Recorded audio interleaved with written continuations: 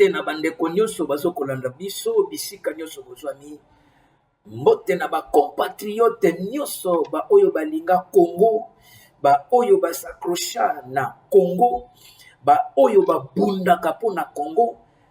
Merci na ba soutien na bino oyo bozoko memela biso na kati ya chaîne oyo JM TV. Ne manquez pas de liker, de partager.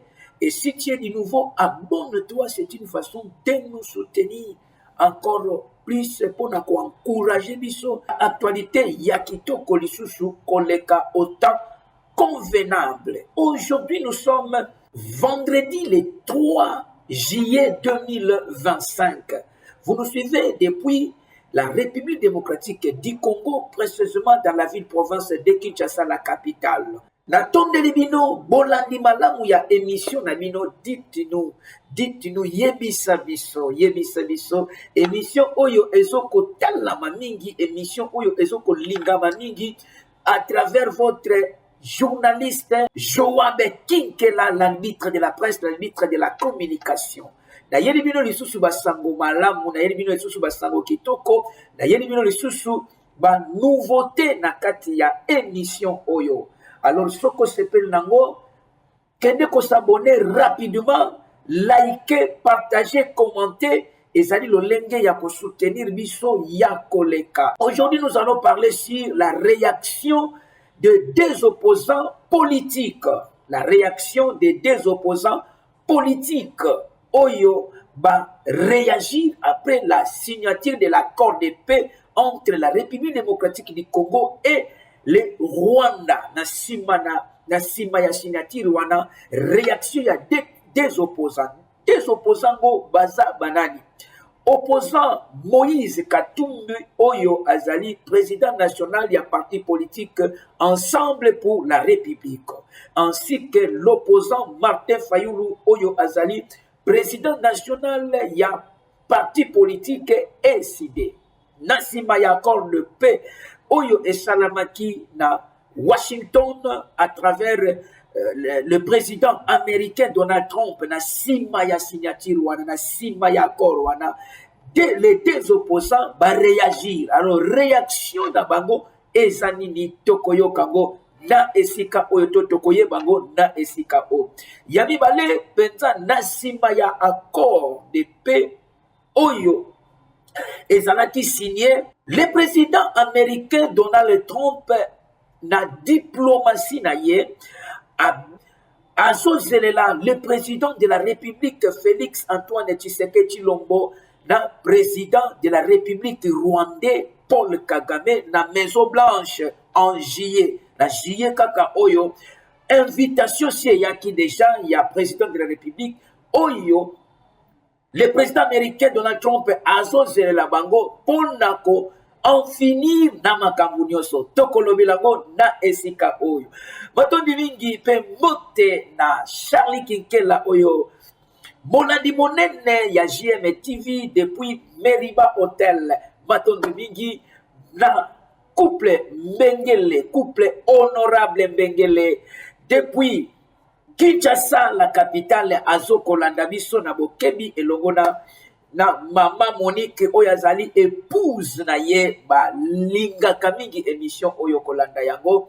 Mbote na prophète Joël Mbubi, mbote na prophète Jefté Matondo depuis Brazzaville, l'église Arbre de Vie, na Pessimino Soba, mbote na kombo na Yesu Christo oyo azoko bimisa Congo na kati ya prise démoniaque, na kati ya angoisse, na kati ya esclavagisme égyptien, na tawane zalaki esclavagisme égyptien, mais lelo ezali esclavagisme rwandais. Nzambazo bimisa yango. Alors lelo tokolobela yango makasi mote pe mingi na couple tsaka mote na couple lebo mote na ba travailler nyonso bandeko nyonso bazoko sala musala na flat hotel Meriba oyo wapi okolala pongi kitoko internet 24 heures sur 24 heures ba chambre kitoko pe salle de fête moko elengi oyo ezakuna ba mariage na bino ba cérémonie ya ba conférence bokende na Meriba Hotel soki bozana besoin na yango bobenga kaka na numéro oyo eza affiché sur vos bancs de l'écran ekozala malamu pona bolingo ya tata Nzambe. Alors cette image que vous voyez ezali société Smart Car. Société Smart Car ezali société moko oyo euti kosala kaka kala mingi te ezoko recruter ba chauffeur ezali oyo eza pona transport urbain na ville province ya Kinshasa. Eza ndenge moko na yango bako travailler en collaboration na yango ezali société moko munene oyo wapi ekosunga ba Congolais nyonso particulièrement ya ville province ya Kinshasa ba taxi oyo bolingaka mingi eza na sécurité na yango eza pe na ba confort na yango eza professionnel. Alors nazo senga na population nyonso kinois et les kinoises en tout cas bobenga biso na numéro oyo boko sala déplacement na bino kitoko pe elengi à travers la société Smart Car. Smart Car ezali société ya transport urbain oyo ezoko mema batu na ndenge moko ya malonga. Benga biso na numéro wana yo chauffeur oza na besoin ya kopostiner o passer na ba test po bazwa yo tant que chauffeur ya Smart Car ngonga yangwana. Benga na numéro wana eza affiché sur le bas de vos écrans, sur le bas de vos iPads, de vos téléphones, de vos ordinateurs. Et vous serez la bienvenue, vous serez le bienvenu. Merci beaucoup. Sans plus tarder, RDC Actualité est basée sur réaction. Il y a des opposants après la signature. Il y a accord de paix na Washington. Premier opposant Oyo a réagi après la signature d'accord de paix entre la République démocratique du Congo et la République de Rwanda à travers le médiateur Oyo Babengi, le président Donald Trump. Moïse Katumbi a réagi. Alors, dans quatre réactions à Moïse Katumbi à l'Obinini, Moïse Katumbi a lobby retrait des troupes rwandaises sur le sol congolais. Moïse Katumbi salit l'accord de paix signé à Washington. À prendre acte, Moïse Katumbi peut saluer l'accord wana de paix signé à Washington. Et Nassima Nayango a lobby cet accord ouvre enfin une lueur d'espoir pour l'est de notre pays, longtemps maîtrisé.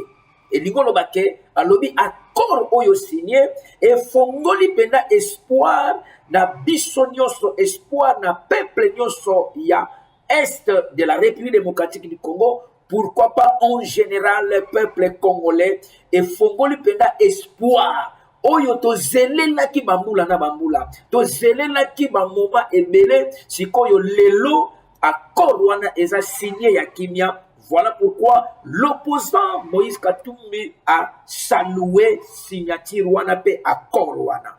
Yami Balé, depuis les années, nous ne cessons d'affirmer que la véritable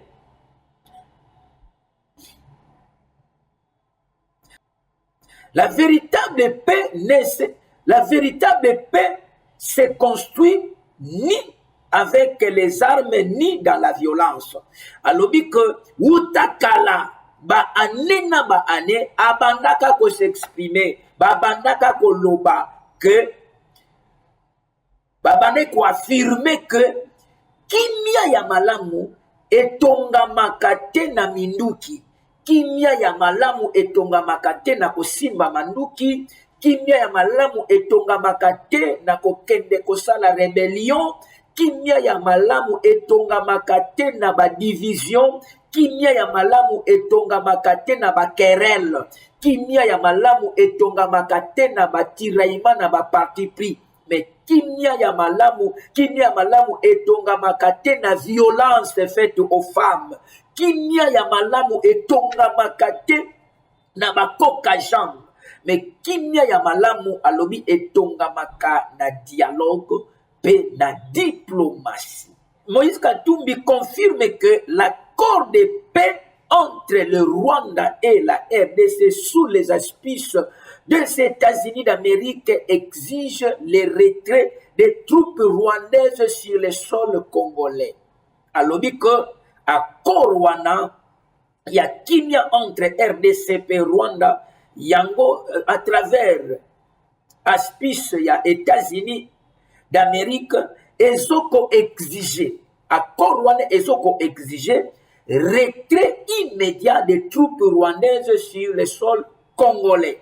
Voilà, alobi yango retrait, mais na sependa ki mingi na intervention ya honorable Zakari Bababaswe oyo na uti kolanda afongolinga lisusu mémoire na koloba que il y a une grande différence entre les retraits des troupes rwandaises ainsi que désengagement. Alors, à Fongoli mémoire, yango na yeli bino yango na sika oyo. Merci beaucoup, honorable Zakari, alobi que retrait yaba troupe rwandaise na accord wana eza retraité. Pour retrait a expliqué que retrait ezali que na tangu oyo bozo ko affronter et comme na moment moko esengeli bozonga sima retrait eza bozonga sima. Après bovandi kimia bozeleli ordre mais accord ezolobela penza retraité mais ezolobela désengagement ezali que ba troupe nyonso esengeli balongwa na terre congolais batika désarmer bango bazwa na ba arme na bango na ba munition na bango na batu na bango na biloko na bango nyonso bakite territoire bakite région bazonga na bamboka na bango. Désengagement, c'est-à-dire bakende batika ba congolais na ba congolais basala musala na bango. Merci beaucoup honorable Zakari Bababaswe oyo azali député provincial ya ville province de Kinshasa. Merci beaucoup. Réaction ya Martin Fayulu après la signature de l'accord de paix entre la République démocratique du Congo et la République du Rwanda. Je prends acte de l'accord de Washington. Alors que notre pays vient de signer un accord de paix sous la médiation des États-Unis, nous prenons acte de la dynamique positive qu'il peut enclencher. Refuse que les FDLR soient un prétexte permanent. Régler la question des FDLR qui ne doit pas être indéfiniment imputée au Congo. Et appelle à un dialogue national inclusif pour faire face aux causes profondes de la crise congolaise. Voilà pourquoi je demande avec conviction et sens des responsabilités l'organisation sans délai d'un dialogue national inclusif entre Congolaises et Congolais. Et à l'obinini que Azosala appelle à un dialogue national inclusif pour faire face aux causes profondes de la crise congolaise. Pour la crise Oyo Ekangi Congo, Martin Fayulu Azosala appelle na koloba et que basala dialogue national, c'est-à-dire dialogue entre Congolais na Congolais. Ba Congolais to solo là. Après avoir ba étranger ko zonge pa na bango, ba étranger ko occuper ba mboka na bango, ba désarmer bango ba kei, sikoyo Martin Fayulu alobini ni ke nazo senga dialogue national. Ligolo ba Congolais na ba Congolais to solo là. Soko za Congolais de père et de mère te kokota na cercle wana te eza interdit na ba étranger ba kota dialogue wana dialogue oyo eza pona ba Congolais na ba Congolais to solo la ndengeni tokoki kobongisa mboka. Martin Fayulu dit que cet accord bien qu'imperfectible il peut représenter une opportunité de faire taire les armes et de créer des conditions d'un abaissement durable. Cet accord, bien que perfectible, peut représenter une opportunité de faire taire les armes et de créer les conditions d'un apaisement durable. Adi accord oyo eza imperfectible, c'est-à-dire ekokate, imperfection, ekokate, mais quand même moyena ya ba accord oyo eza signé na kati ezo sunga biso to faire terre ba arme pe ko créer ba condition moko ya kitoko pe ba condition moko durable. Malgré accord selon ye eza imperfectible ekokate eza penza na mesure te ndenge esengeli ezala, mais quand même moyena oyo ya bakor oyo esigname na kati ezo permettre biso bakongolais to faire taire ba arme, ezo ko permettre biso bakongolais to créer oyo babengi condition moko d'un apaisement durable.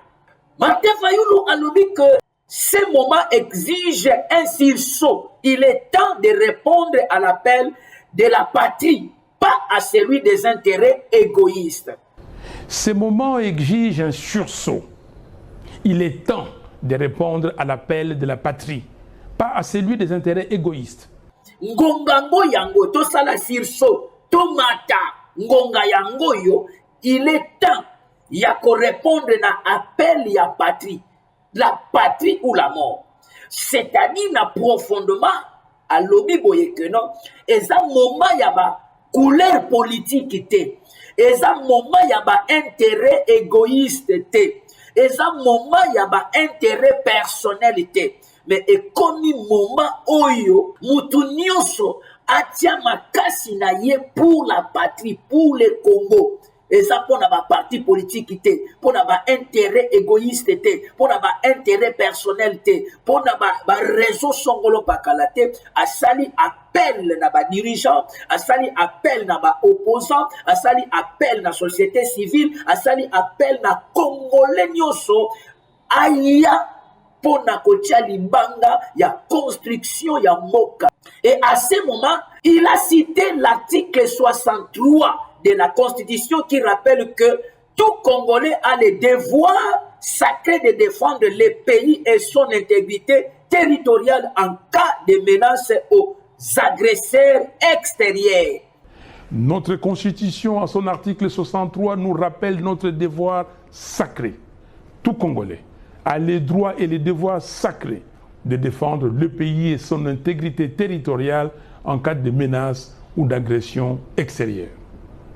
Cet appel dépasse aujourd'hui les cadres juridiques. C'est une exigence morale, un impératif historique. A soulevé article 63, oyo ezokoloba que Congolais nyonso azana droit ya ko défendre intégrité territoriale en cas ya menace d'agression extérieure. Appeleli yaya bisiko zali Congo telema, Congolais telema. Bisiko zali ko permettre te moyini agresser, ko permettre te au trahir Congo. Mais aujourd'hui, l'opposant Martin Fayulu geste naye, oyo président de la République démocratique du Congo, Félix Antoine Tshisekedi Tshilombo, ayambaki yango apesi yango exemple que soki ba dirigeant nyonso bakozwa exemple net ya Martin Fayulu oyo atelemi alobi keno la patrie ou la mort ekozala malamu. Martin Fayulu a conclu en appelant ses compatriotes de servir le pays avec loyauté. Plus aux antagonismes stériles, mais à la réconciliation et à la cohésion nationale.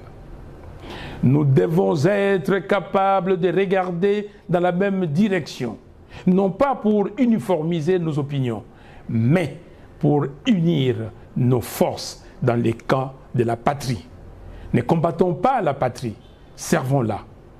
Après 4 accords, réaction ya Martin Fayulu a conclure na kobengisa ba compatriote nyonso ya ko servir mboka na loyauté, servir mboka na loyauté, ko trahir te, esprit ya ba mixage, brassage, ezate congolais na congolais. Merci Martin Fayulu. Bongo ekomi kosala raisonnement et réflexion ya Martin Fayulu otomane ko la bandakala yango yo compatriote oyo aza au fou akomi na au fou et au moulin ya ko défendre intérêt territorial ya ko défendre patrie. Alors, ne trahis pas notre histoire, ne trahis pas notre peuple, ne trahis pas l'espérance. Ne trahissons pas notre histoire, ne trahissons pas notre peuple, ne trahissons pas l'espérance. Abengi matoi na ba dirigeant. Alobi que ne trahis pas notre histoire. Dirigeant ya Congo, député, sénateur, tous les dirigeants, ne trahissons pas notre histoire. Histoire où ils ont la construit, les lomo kilimobimbe, comme ils kolobé la RDC. Les lomo kilimobimba et misu na RDC. Na ba oyo ba yeba ki RDCT. Ba komi kocha misu na RDC. Alors, to trahir histoire oyo yote ezo komema biso na kati ya témoignage ya kitoko. Ne trahissons pas notre peuple, population peuple. Ba dirigeant mo trahir peuple te. Ne trahis pas l'espérance. Ba dirigeant mo trahir espérance te. Merci beaucoup dans l'opposant Martin Fayulu. Alors, parmi les deux réactions, que dites-vous? Parmi réactions, il y a Moïse Katumbi, opposant, président national, il y a parti politique Ensemble pour la République. Na opposant Martin Fayulu, il y a parti politique SID. Entre Bango Mibale, la réaction na Bango. Dites-nous, est-ce que Babongwani, est-ce que va rejoindre histoire Yamalam?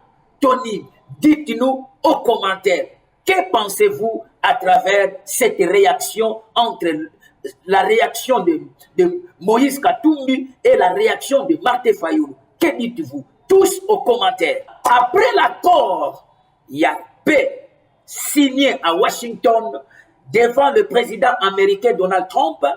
Après signature, jeudi soir, le président Donald Trump a passé une invitation spéciale à Félix Antoine Tshisekedi Tshilombo ainsi que Paul Kagame à la Maison Blanche en juillet. Donc, après la signature de l'accord de paix entre Kigali et Kinshasa, entre la République démocratique du Congo et la République de Rwanda, Donald Trump a les deux leaders, les deux homologues, Félix Antoine Tshisekedi Tshilombo ainsi que Paul Kagame, Bazo Zelabango, dans juillet, mois de juillet, kaka oyo, dans mois de juillet, dans Washington, pour na kosilisa makambo nyonso. Alors, le président américain attend au courant du mois de juillet ses homologues Félix Tshisekedi de la République démocratique du Congo et Paul Kagame de la République du Rwanda pour définir la suite des étapes. Pour basilisa ba étape oyetikali. Les deux ministres des Affaires étrangères, il y a Rwanda et il y a République démocratique du Congo, bakendaki ko signer basilisi. Tout le monde qui que Madame Thérèse Wagner a yaki ko pesa rapport originaux à remettre yango na maboko ya président de la République. Alors c'est le même étape à pesa qui invitation. Et tikali sikoyo étape ya ba président bakende basilisa ba étape oyo etikali oyo ko aboutir na kimia pe ya partenariat économique. Donc, il faut pas que sikoyo yamwana ba bengisi le président de la République démocratique du Congo Félix Antoine Tshisekedi Tshilombo, le président de la République du Rwanda Paul Kagame, siko bango na bango ba kende pour un partenariat économique. Mesdames et messieurs, matondi mingi bisika nyoso oyo wapi bolanda kibiso mote na ba congolais nyoso oyo basoko trahir te.